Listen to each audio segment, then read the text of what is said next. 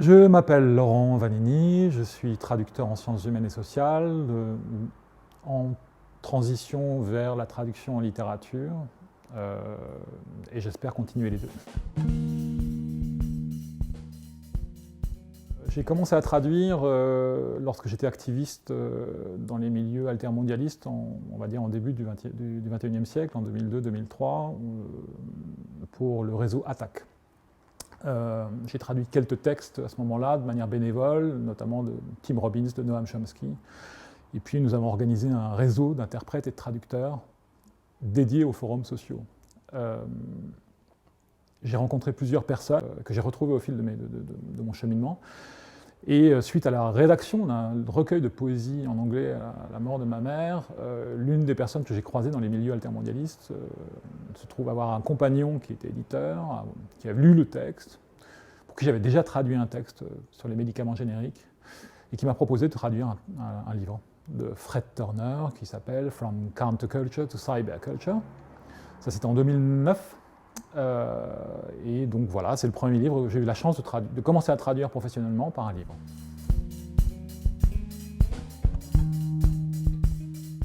C'est à la fois, c'est une question à la fois, enfin le terme est gênant. Je vais donner un exemple dans lequel il est impossible d'avoir une expertise. En 2016, il m'a été proposé de traduire une anthologie, en tout cas une partie d'une anthologie de textes écrits par des historiens et des historiennes africaines-américaines, qui couvrait la période de la reconstruction, donc des années 1870 à la fin de la ségrégation, de la loi des lois Jim Crow, donc on va dire la fin des années 60, début des années 70 au XXe siècle. Donc cet auteur, cette période sur 100 ans, et puis surtout une relecture par 7 historiens et historiennes de 3 universités parisiennes, pour chaque auteur, pour chaque autrice, une historienne, un historien qui relisait, avec qui j'étais en contact, et donc qui a été mon interlocuteur, mon interlocutrice éditoriale. Et la difficulté, donc, on ne peut pas être un expert de cet espace de temps, à la fois en tant que chercheur et encore moins en tant que traducteur. Et donc il m'a fallu, et c'était assez spécifique, puisque j'étais à ce moment-là à Chicago pendant 6 mois, un semestre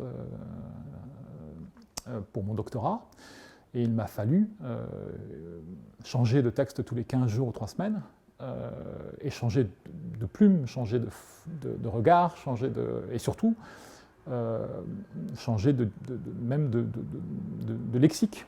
L'exemple le plus typique, c'est l'utilisation par l'ensemble des auteurs nord-américains et autrices nord-américaines du terme Negro, qui pendant une longue période a été un terme pour désigner effectivement la communauté nord-américaine.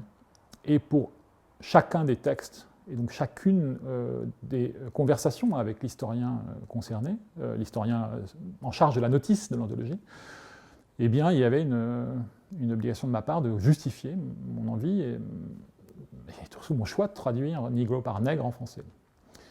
Et à chaque fois, la discussion a été difficile, n'a pas toujours eu le même résultat, et pour autant, ces historiens et historiennes travaillent ensemble sur une anthologie d'historiens nord-américains.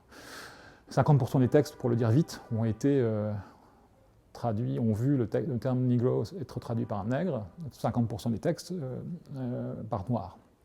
C'est un exemple sur un terme précis, et par ailleurs dans une anthologie qui se veut assez large, sur une centaine d'années, de la difficulté d'être un expert en sciences humaines et sociales quand on est traducteur.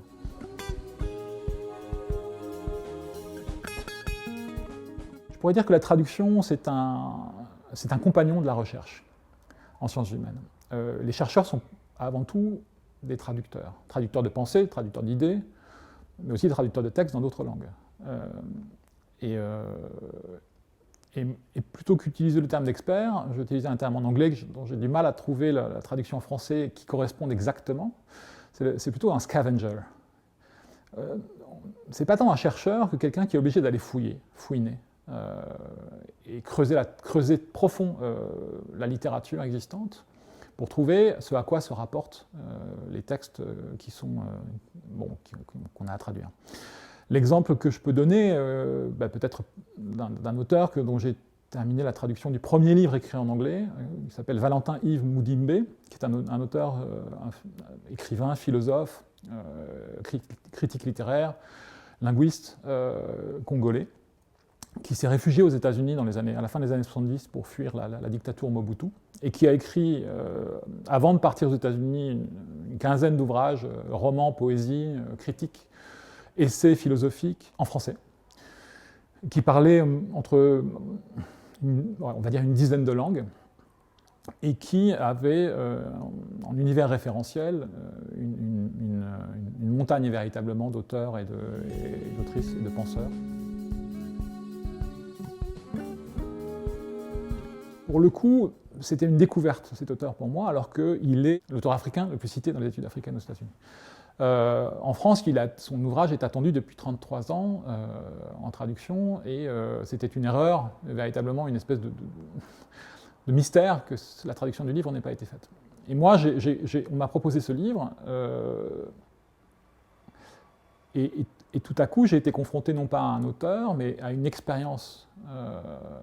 Parce que Valentin Yves Mudimbe, ce qu'il fait, son ambition est de redonner la place à une forme, on va dire, empirique de la pensée, où la dialectique est permanente, c'est-à-dire on remet en question en permanence les outils avec lesquels nous sommes aliénés. Il tient d'un côté dans une main les chaînes de l'aliénation et de l'autre les outils de la libération, et parfois les uns sont les autres. Et c'est une difficulté-là qui est celle du traducteur, de pouvoir accompagner dans ce cheminement qui est un cheminement intérieur, qui est toujours en train de se faire chez Mudimbe, de pouvoir l'accompagner alors qu'il y a une distance non seulement géographique, culturelle, historique, disciplinaire et linguistique. Et d'accompagner quelqu'un qui utilise l'anglais qui n'est pas sa langue première, mais qui est une nouvelle langue, et qui recrée de la pensée lui-même, parce qu'il utilise cette langue-là, et parce qu'il n'est plus au même endroit géographiquement. Ce qui fait qu'effectivement, il faut aller déterrer ce qui était d'abord enfoui, une première fois par ce voyage, et puis d'autres fois avant par ses précédentes expériences, pour pouvoir comprendre l'endroit où il est, au moment où il est en train d'écrire, au moment où il est en train de penser. Et donc, évidemment, c'est un travail de recréation, parce que c'est un travail qui demande une forme de dédoublement. Je ne peux pas oublier, je suis présentement en train de traduire, mais je ne dois absolument pas, oublier que je rentre dans une zone, qui est une zone dont je n'ai, pour le coup, dans laquelle je n'ai aucun repère. Il n'existe pas de cartographie, et en quelque sorte, le territoire est montré de manière très belle par Mudimbe, mais c'est à moi d'en construire les repères, et une forme, oui, de délimiter les sentiers et de les redonner à voir en français, là où lui-même utilise une langue qui, 10 ans auparavant, n'était pas la sienne.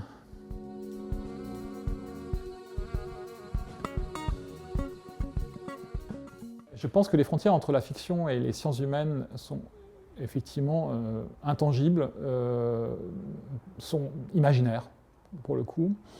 Et je rendrai encore une fois hommage à Mudimbe, qui lui-même, lorsqu'il lui est posé la question de son écriture, dit « mais pour moi, littérature et essais philosophiques sont des tentatives de donner à entendre ma pensée. Je m'adresse sans doute à des publics différents, non pas parce que je ne pense pas que ma philosophie est trop complexe pour la population qui lit des fictions, mais parce que je pense que les outils ne sont pas forcément les leurs aujourd'hui, et que je préfère le redonner à entendre par la fiction. Mais il dit la différence entre les... C'est pas tant qu'il y ait une différence ou une similitude, c'est que fiction et texte philosophique sont pour lui une seule et même tentative empirique de transmettre sa pensée.